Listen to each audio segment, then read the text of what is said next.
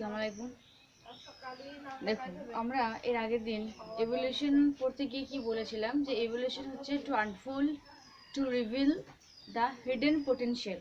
অর্থাৎ ভিতরে থাকা, যে লুকিয়ে থাকা যখন কোনো জিনিস বাইরে বহিঃপ্রকাশ পাচ্ছে, এবং যেটা খুব ধীর গতিসম্পন্ন একটা প্রক্রিয়া, জেনারেশন আফটার জেনারেশন যখন কি হয়ে থাকে, জিন পুলের চেঞ্জ ঘটে, তখন সে পরিবর্তনটাকে বলা হচ্ছে ইভলিউশন। তো ইভলিউশন আমরা দেখেছিলাম যে বিভিন্ন বিজ্ঞানী বিভিন্ন রকম থিওরির মতবাদের মধ্য দিয়ে তারা প্রকাশ করতে চেয়েছিলেন যে জীবনের সৃষ্টি কিভাবে হয়েছিল। তো দেখো, এই যে ইভলিউশন, এটা কি শুধুমাত্র হিউম্যানের মধ্যে হয়ে থাকে? না, এটা কিন্তু প্রত্যেকটা ক্ষুদ্র থেকে ক্ষুদ্র মাইক্রো অর্গানিজমের মধ্যেও, অর্থাৎ প্রত্যেকটা স্পিসিসের মধ্যে কি হয়, ইভলিউশন লক্ষ্য করা যায়। Evolution never stop. ইভলিউশন কখনো থেমে থাকে না। Evolution is a continuous process. Evolution never stop, অর্থাৎ it is a continuous process.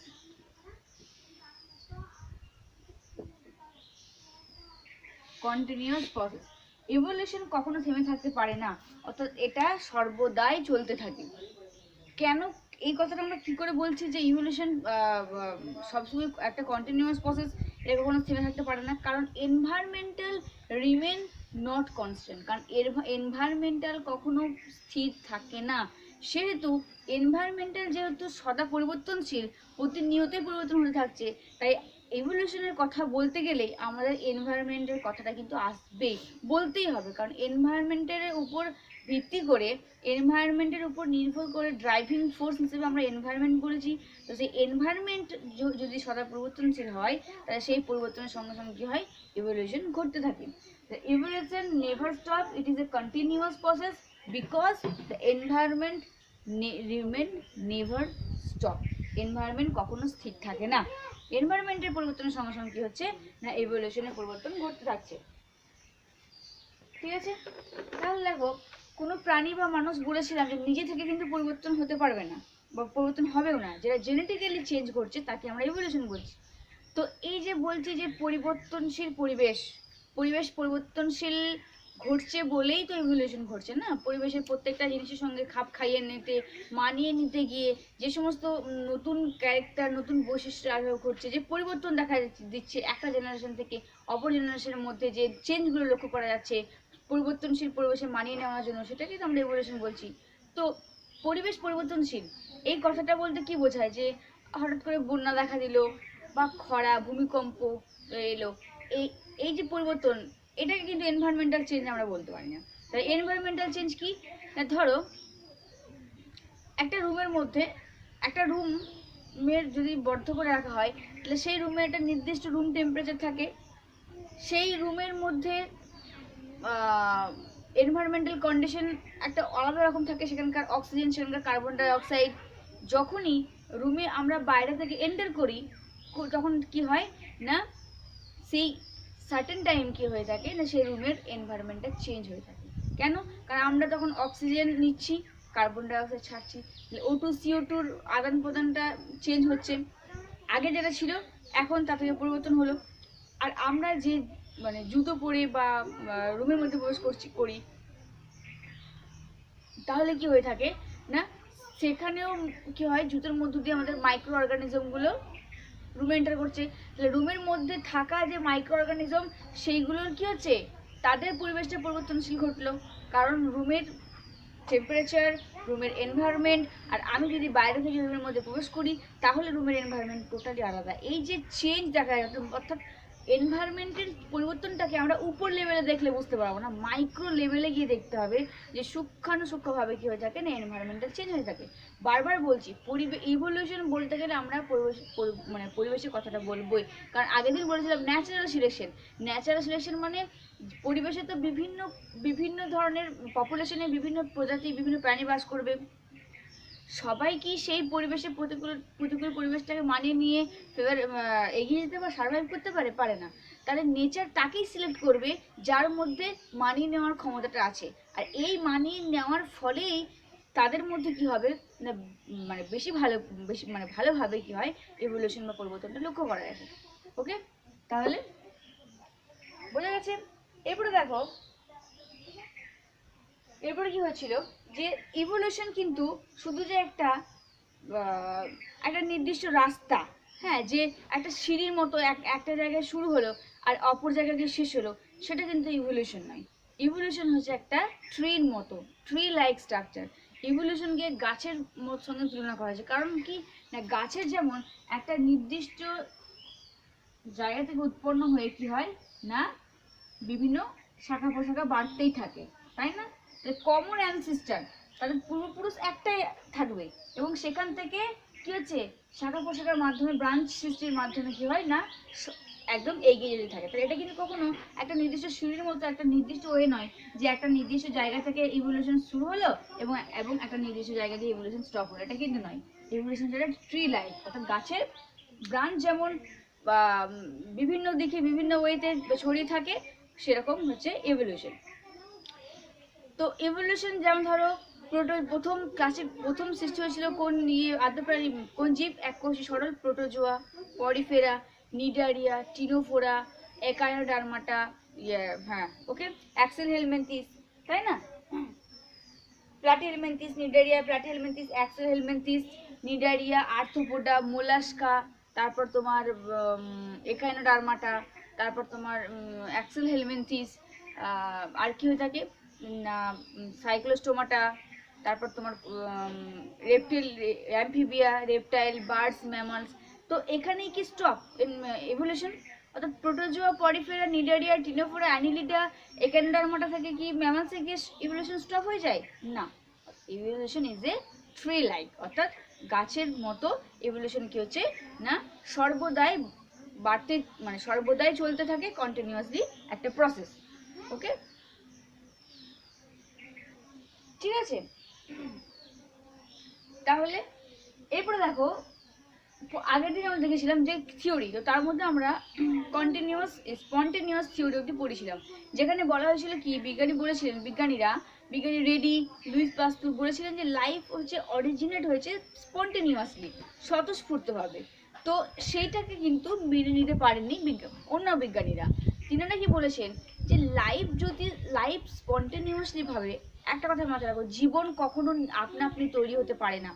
জীবন তৈরি হতে গেলে আর একটা জীবনের প্রয়োজন হয়, তবে জীবন সৃষ্টি হবে। তো এই যে একটা জীবন তৈরি করতে হতে গেলে আর একটা জীবনের দরকার বা প্রয়োজন হয়, সেই জীবনটাই বা প্রথম কি করে উৎপন্ন হলো, তৈরি হলো, সেটা তো আমাদের মনে কোশ্চেন থাকতে পারে, যে পৃথিবীতে জীব কিভাবে সৃষ্টি হয়েছিল, আর জীব সৃষ্টির জন্য যে আরেকটা জীব দায়ী, সে আগের জীবটি বা কোথা থেকে এলো।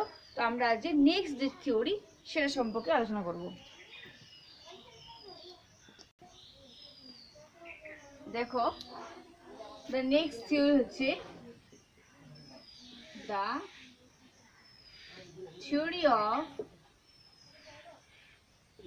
প্যানস্পার্মিয়া, অর্থাৎ স্পন্টেনিয়াস থিওরির পর কোন থিওরির কথা বলা হয়েছিল? প্যানস্পার্মিয়া বা কসমোজোইক থিওরি। ওকে, এই প্যানস্পার্মিয়া বা কসমোজোইক থিওরি উৎপত্তি লাভ করেছিলেন প্রথম বিজ্ঞানী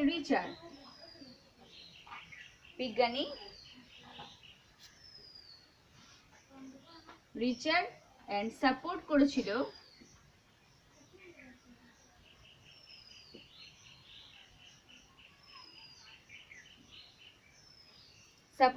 বিজ্ঞানী আর্হেনিয়াস। তাহলে এই প্যানস্পার্মিয়া আর কসমোজোইক থিওরি সাপোর্ট করেছিল রিচার্ড, প্রথম প্রকাশ করেছিলেন রিচার্ড, এবং সাপোর্ট করেছিলেন আর্হেনিয়াস। তো এই বিজ্ঞানীদের মতে তিনারা বলেছিলেন যে লাইফ স্পন্টেনিয়াসলি অরিজিনেট হতে পারে না, অর্থাৎ লুই পাস্তুর রেডির এক্সপেরিমেন্টকে তিনারা ভুল বলে প্রমাণ করেছিলেন। ইনি বলেছিলেন, এই বিজ্ঞানী দুজন বলেছিলেন যে লাইফের এই থিওরিতে বলা হয়েছিল যে লাইফ সৃষ্টি হয়েছে অন্য ব্রহ্মাণ্ড, অন্য গ্রহ থেকে আসা ধূমকেতু থেকে। অর্থাৎ রিচার্ড এবং আর্হেনিয়াসের মত অনুযায়ী তিনারা প্যানস্পার্মিয়াম থিওরি আর কসমোজোইক থিওরিতে বলেছিলেন যে লাইফ অরিজিনেট হয়েছে অন্য গ্রহ থেকে, অর্থাৎ অন্য গ্রহ থেকে এখানে কি প্ল্যানেট কি হয়েছে, প্ল্যানেট থেকে কোনো ধূমকেতু এসেছে, সেই ধূমকেতু আসার ফলে লাইফ অরিজিনেট হয়েছে। ওকে, তো এই এই যে এদের যে মতবাদ সেটাকে কি করেছেন, ভুল প্রমাণ করেছেন বিজ্ঞানী। পরবর্তী বিজ্ঞানী দেখবো আমরা, তিনি বলেছিলেন যে না, লাইফ কখনো অন্য গ্রহ থেকে আসা প্রাণী থেকে লাইফ সৃষ্টি হতে পারে না, কারণ যখন সেই অন্য গ্রহ থেকে জীব আসবে তখন সে এনভায়রনমেন্টাল যে পরিবেশ, অর্থাৎ ইউভি রেজ, তারপর হ্যাঁ ইউভি রেজ, হাই টেম্পারেচার, কি হবে না সেই লাইফকে বেশি থাকতে দেবে না। কারণ এখনকার পরিবেশে এনভায়রনমেন্টাল কন্ডিশন আর কোটি কোটি বছর আগে এনভায়রনমেন্টাল কন্ডিশন কিন্তু একরকম ছিল না। কারণ কোটি কোটি বছর আগে এনভায়রনমেন্টাল কন্ডিশন, পৃথিবী ছিল একটা জ্বলন্ত গ্যাসের পিণ্ড।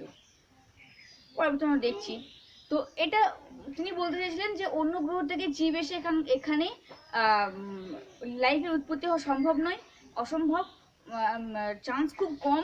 কারণ জীব যখনই সেই জীব যখনই পৃথিবীতে আসবে, এনভায়রনমেন্টাল পরিবেশের দ্বারা কী হবে, সে নষ্ট হয়ে যাওয়ার সম্ভাবনা অনেক বেশি থাকে। তো এই থিওরিকে ভুল বলে প্রমাণ করা হয়েছিল। পরবর্তীকালে ওপারিন এবং হেলডেন তিনারা প্রকাশ করেছিলেন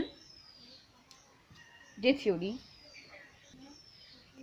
দেখো পরবর্তীকালে বিজ্ঞানী ওপারিন এবং হেলডেন যে থিওরি নাম দিয়েছিলেন theory of origin of life.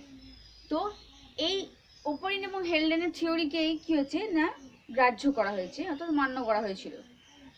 তো দেখো এই ওপারিন এবং হেলডেন যে থিওরি প্রকাশ করেছেন তার আগে মডার্ন হাইপোথিসিস অনুযায়ী, অর্থাৎ আধুনিক বিষয় বিশ্লেষণ বা হাইপোথিসিস অনুযায়ী, বিজ্ঞানী আর্নেস্ট হেকেল তিনি কি করেছিলেন, প্রথম অরিজিন অফ লাইফ এই কথাটি তিনি বলেছিলেন, কিন্তু তার কথা ক্লিয়ারলি ছিল না। অর্থাৎ কি বলতে চাইছি, মডার্ন হাইপোথিসিস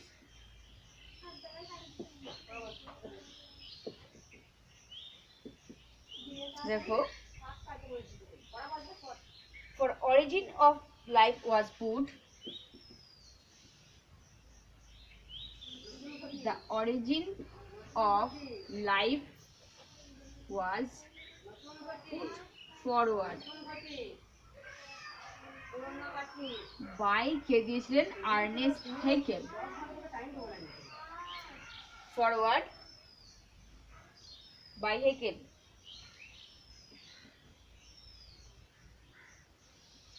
বিজ্ঞানী আর্নেস্ট হেকেল, ঠিক আছে, in a crude form, in a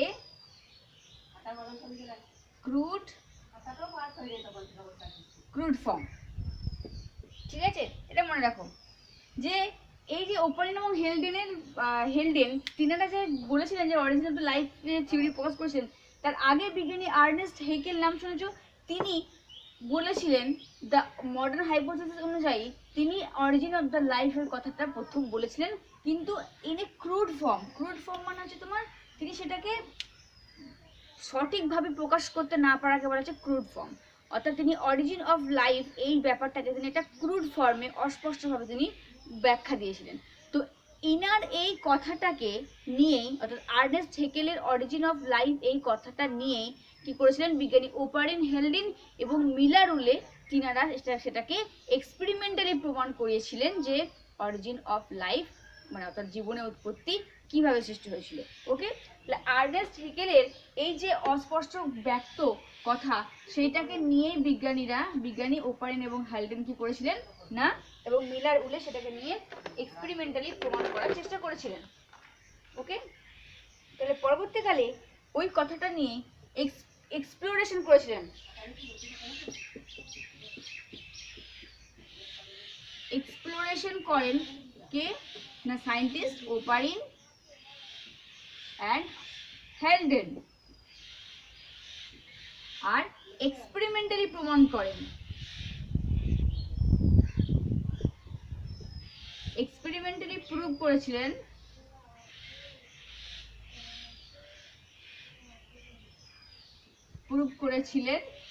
কে বিজ্ঞানী মিলার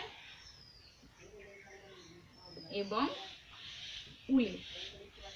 ওকে, তাহলে বিজ্ঞানী আর্নেস্ট হেকেলের কথাটাকে এক্সপ্লোরেশন মানে বিশ্লেষণ করেছিলেন ওপারিন এবং হেলডেন, এবং এক্সপেরিমেন্টালি তিনি মানে করে দেখিয়েছিলেন, প্রমাণ করে দেখিয়েছিলেন বিজ্ঞানী মিলার এবং উলে। ঠিক আছে, অর্থাৎ কি বলেছিলেন বিজ্ঞানী ওপারিন বলেছিলেন, বিজ্ঞানী প্রথম ওপারিন এবং হেলডেন এক্সপ্লোরেশন কি করেছিলেন, তিনি বলেছিলেন যে জীবনের সৃষ্টির মানে সময়, অর্থাৎ প্রথম পরিবেশ কি ছিল না, কোটি কোটি বছর আগে যে যে কন্ডিশন ছিল, যে এনভায়রনমেন্ট ছিল, সেটা কিন্তু এখনকার মতো নয়। তো কোটি কোটি বছর আগে পৃথিবীর ছিল একটা জ্বলন্ত গ্যাসীয় পিণ্ড। সে সময় তাপমাত্রা ছিল খুবই হেভি, যে কারণের জন্য প্রত্যেকটা জিনিস ছিল গ্যাসীয় ফর্মে এবং মোল্টিং অবস্থায়, তরল অবস্থায়। তো সেই সময় এমন মিথেন, অ্যামোনিয়া, হাইড্রোজেন, কার্বন এবং নাইট্রোজেন, অক্সিজেন, এইগুলো ছিল। বর্তমান ছিল অক্সিজেন ছিল, কিন্তু অক্সিজেন ছিল মুক্ত অবস্থায় ছিল না, অর্থাৎ ফ্রি ফর্মে পাওয়া যায়নি। অক্সিজেন সর্বদা কোনো কিছুর সঙ্গে বাইন্ড বা যুক্ত অবস্থায় পাওয়া গেছিল।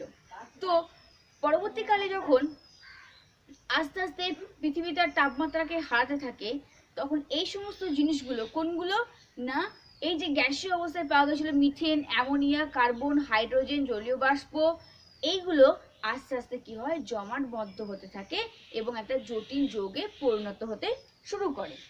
ওকে, ঠিক আছে।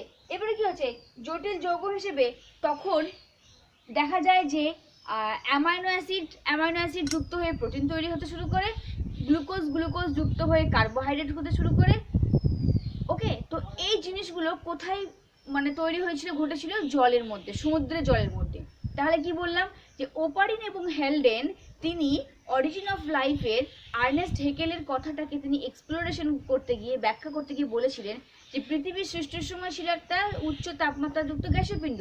পরবর্তীকালে যখন পৃথিবী তার টেম্পারেচার আস্তে আস্তে হারাতে থাকে, তখন সেই এনভায়রনমেন্টে থাকা methane, ammonia, hydrogen, carbon, nitrogen, এইগুলো কি হয়েছিল না, পরবর্তীকালে তারা একসঙ্গে জোটবদ্ধ হয়ে জমাটবদ্ধভাবে কি করেছিল, জটিল যৌগে গঠন করেছিল।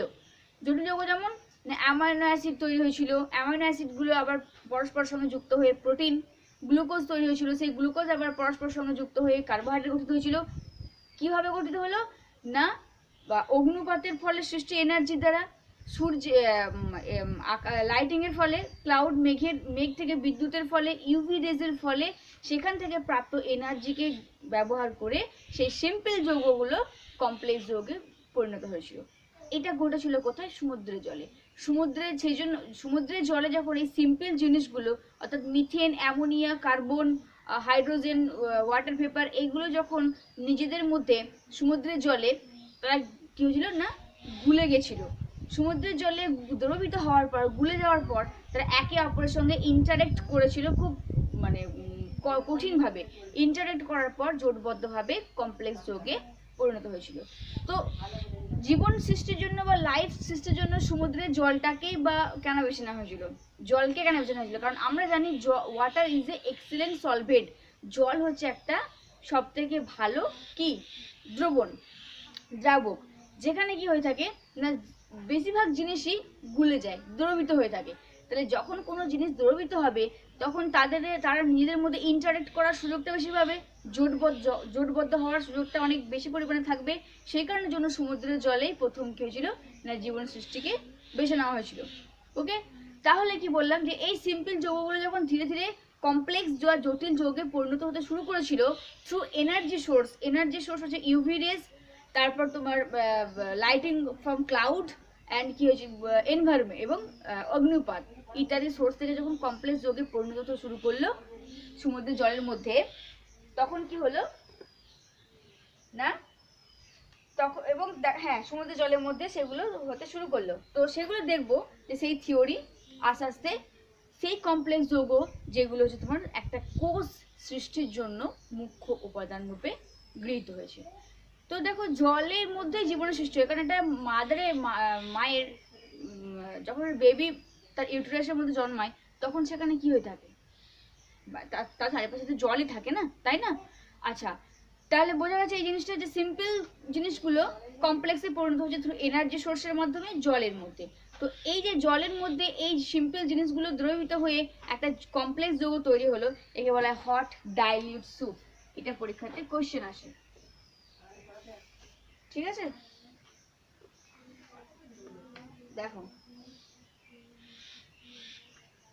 পরীক্ষাতে একটা কোশ্চেন আসতে পারে যে হট ডাইলিউট স্যুপ কি? Hot dilute soup. Okay, hot dilute soup কি? এটা কি বলবে যে জীব সৃষ্টির জন্য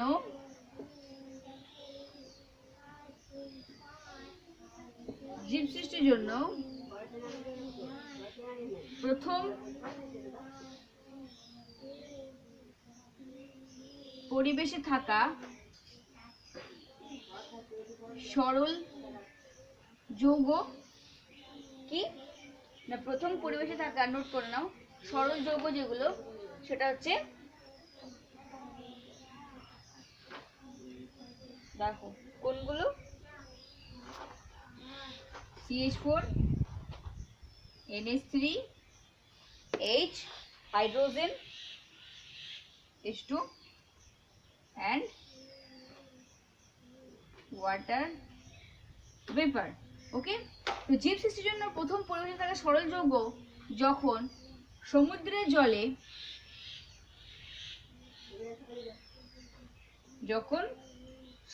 জলে গুলে গিয়ে কমপ্লেক্স যৌগ গঠন করে তাকে বলে হট ডাইলিউট স্যুপ।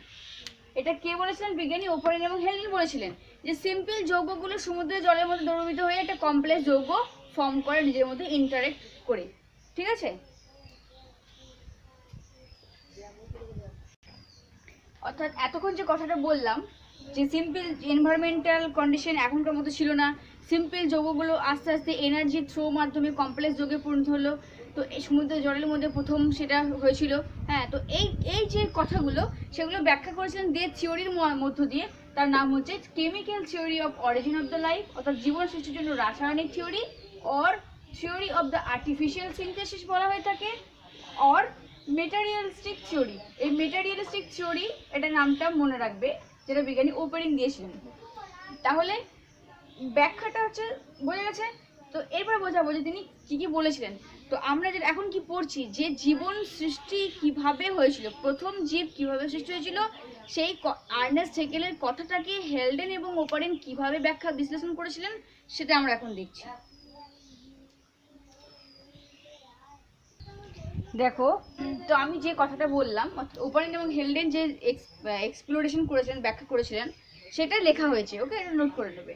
তো কি বললাম যে অ্যাকর্ডিং টু দেম, তাদের মত অনুযায়ী the condition on the primitive atmosphere were entirely different from the present day condition, অর্থাৎ বর্তমান কন্ডিশন থেকে তখনকার পরিবেশের কন্ডিশন ছিল টোটালি আলাদা।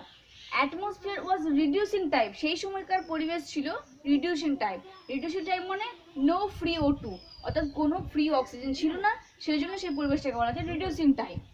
এবারে দেখো, ফ্রি অক্সিজেন কেন থাকেনি? কারণ অক্সিজেন সব জিনিসকে অক্সিডাইজ করে তোলে, সেই জন্য সেই সময়, এখন বর্তমান যে কন্ডিশন সেখানে কি আছে, আমাদের অক্সিজেন আমরা মুক্ত অবস্থায় পাচ্ছি, তাই না? এখনকার কন্ডিশন হচ্ছে যে অক্সিডাইজ কন্ডিশন, বাট সেই সময়কার কোটি কোটি বছর আগে তখনকার পরিবেশে কিন্তু অক্সিজেন মুক্ত অবস্থায় ছিল না, অর্থাৎ কোনো জিনিসকে অক্সিডাইজ করতে পারেনি বলেই জীবের সৃষ্টির সম্ভাবনা হয়েছে। এবং কি হয়েছে না, সবসময় বাউন্ড ফর্মে বা বন্ড ফর্মে, যুক্ত ফর্মে অবস্থান করেছে। মিথেন, অ্যামোনিয়া, সেই সময় প্রথম কোটি কোটি বছর আগে প্রথম কোন কোন গ্যাস সন্ধান পাওয়া গেছে? মিথেন, অ্যামোনিয়া, হাইড্রোজেন এবং ওয়াটার ভেপার প্রেজেন্ট ছিল। Simple molecule combined to form complex molecule, সরল যৌগগুলি যুক্ত হয়ে জটিল যৌগে পরিণত হয়েছিল ইন ওয়াটার, সমুদ্রের জলে, যেটাকে সমুদ্রের জলের মধ্যে গুলে দ্রবীভূত হয়ে, যাদেরকে আমরা হট ডাইলিউট স্যুপ বলে থাকি in presence of following energy source. কার উপস্থিতিতে? এনার্জি সোর্সের উপস্থিতিতে। কোন কোন energy source? Heat from volcanic eruption, volcanic eruption মানে আগ্নেয়গিরি অগ্নুপাতের ফলে, lightning from clouds and UV rays. এই কথাটা বলেছিলেন বিজ্ঞানী ওপারিন এবং হেলডেন।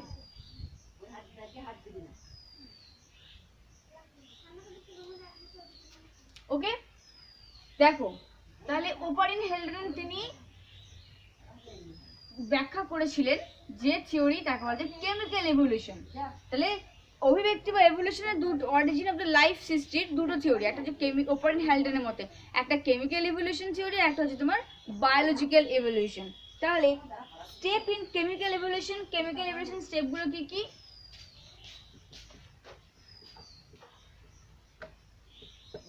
জীবন সৃষ্টির জন্য যে কেমিক্যাল ইভলিউশনের স্টেপ হচ্ছে দ্য স্টেপ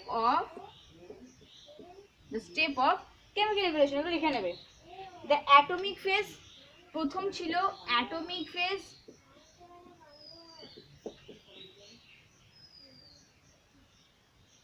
ওকে। পরবর্তীকালে কি হয়েছিল? The formation of simple molecules, পরবর্তীকালে ফরমেশন অফ সিম্পল মলিকিউল। তারপরে প্রথমে অ্যাটম অবস্থা ছিল, তারপরে গঠিত ছিল সিম্পল মলিকিউল, তারপরে ফরমেশন ছিল সিম্পল অর্গানিক মলিকিউল। কি ছিল না? Formation of simple organic molecule, জৈব যৌগ। তারপরে গঠিত হয়েছিল formation of complex organic molecule. তারপরে কি হয়েছিল? ফরমেশন অফ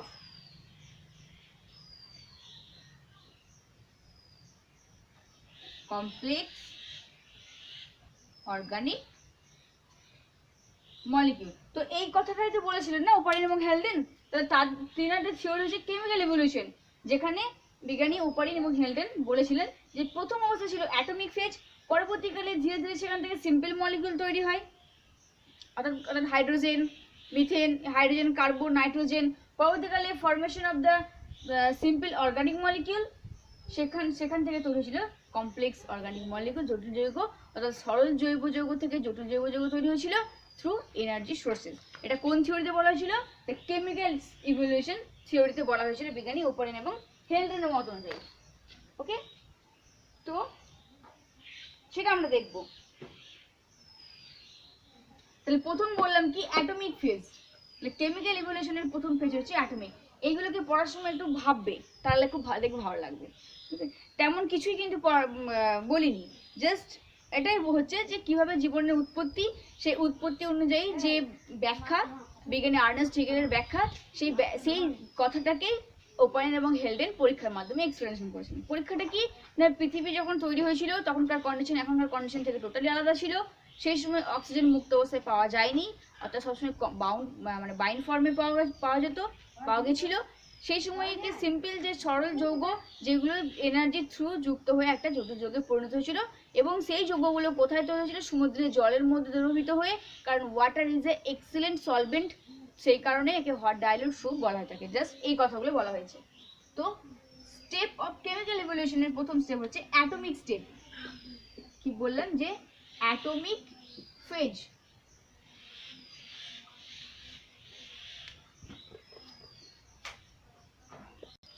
তাহলে দেখো ওপারিন এবং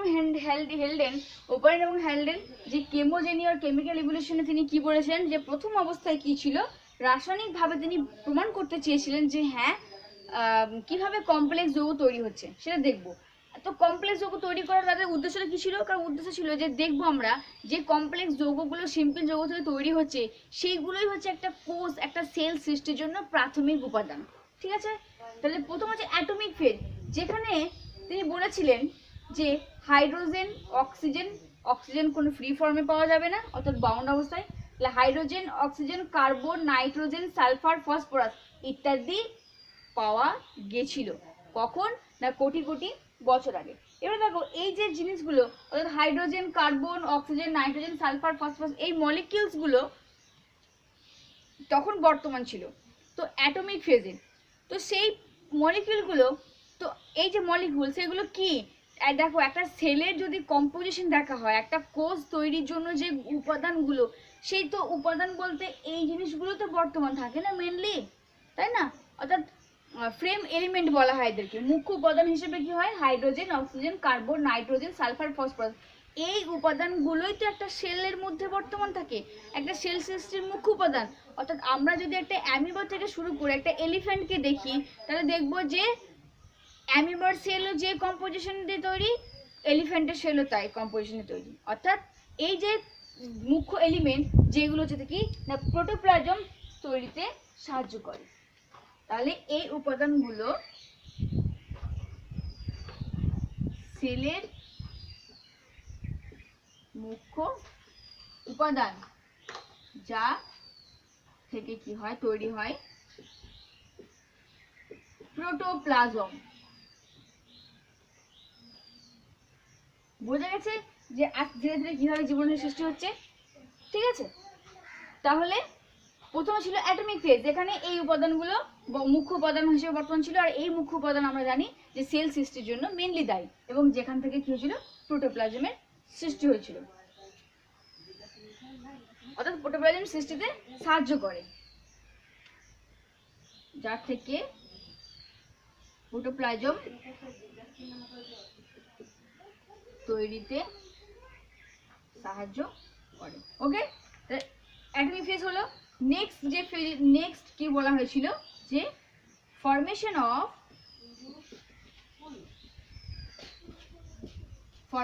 অফ সিম্পল মলিকিউল।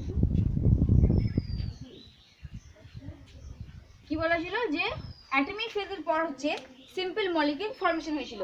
তো এই যে মানে ফ্রি অ্যাটমগুলো, সেই ফ্রি অ্যাটমগুলো নিজেদের মধ্যে কম্বাইন করে সিম্পল মলিকিউল তৈরি হয়েছিল। কি হাইড্রোজেন, নাইট্রোজেন, জল, হাইড্রোজেন, নাইট্রোজেন, জল, অ্যামোনিয়া, মিথেন। ওকে, তাহলে কি বললাম যে এই যে দেখালাম যে অ্যাটমিক ফেজ অবস্থায় প্রাথমিক দিকে carbon, hydrogen, nitrogen, oxygen, sulphur, phosphorus এইগুলো ছিল। এইগুলো পরবর্তীকালে কি হয় নিজেদের মধ্যে যুক্ত হয়ে তারা কি করে হাইড্রোজেন, নাইট্রোজেন, জল, অ্যামোনিয়া এবং মিথেন উৎপন্ন করে। ঠিক আছে, ফ্রি অ্যাটমস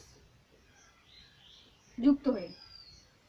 ঠিক আছে, এবারে দেখো প্রথমে এই যে হাইড্রোজেন, ফার্স্ট এই হাইড্রোজেন অক্সিজেনের সঙ্গে যুক্ত হয়ে কি তৈরি করেছিল না ফার্স্ট জল উৎপন্ন করেছিল। ঠিক আছে, আর একটা এখানে একটা কোশ্চেন মনে রাখবে যে প্রিমিটিভ আর্থ অর্থাৎ প্রাচীন যে পৃথিবী, যেখানকার প্রথম মলিকুল হিসেবে কি পাওয়া গেছিল ওয়াটার এবং অ্যামোনিয়া। এখানে একটা কোশ্চেন ফ্রেম হতে পারে যে water and ammonia first found in primitive earth. ওকে, তো অর্থাৎ প্রথম যে পৃথিবী, সেখানে প্রাচীন পৃথিবীতে পাওয়া গেছিল ওয়াটার এবং অ্যামোনিয়া। তাহলে বোঝা গেছে যে কেমিক্যাল থিওরির প্রথম স্টেপ হচ্ছে অ্যাটম, যেখানে তারা ফ্রি যে অ্যাটমস যেগুলো হচ্ছে তোমার একমাত্র অক্সিজেন ফ্রি ফর্মে ছিল না, বাকি সমস্ত মলিকুলগুলো ফ্রি ফর্মে বর্তমান, hydrogen, carbon, oxygen, nitrogen, sulphur, phosphorus, সেইগুলো পরবর্তীকালে নিজেরা যুক্ত হয়ে কি গঠন করেছে না হাইড্রোজেন, নাইট্রোজেন, জল, মিথেন, অ্যামোনিয়া উৎপন্ন করে। এর পরের কেমিক্যাল থিওরির স্টেপে কি বলা হয়েছে যে ফরমেশন অফ, নেক্সট কি বলা হয়েছে the formation of simple organic molecule, তাই না?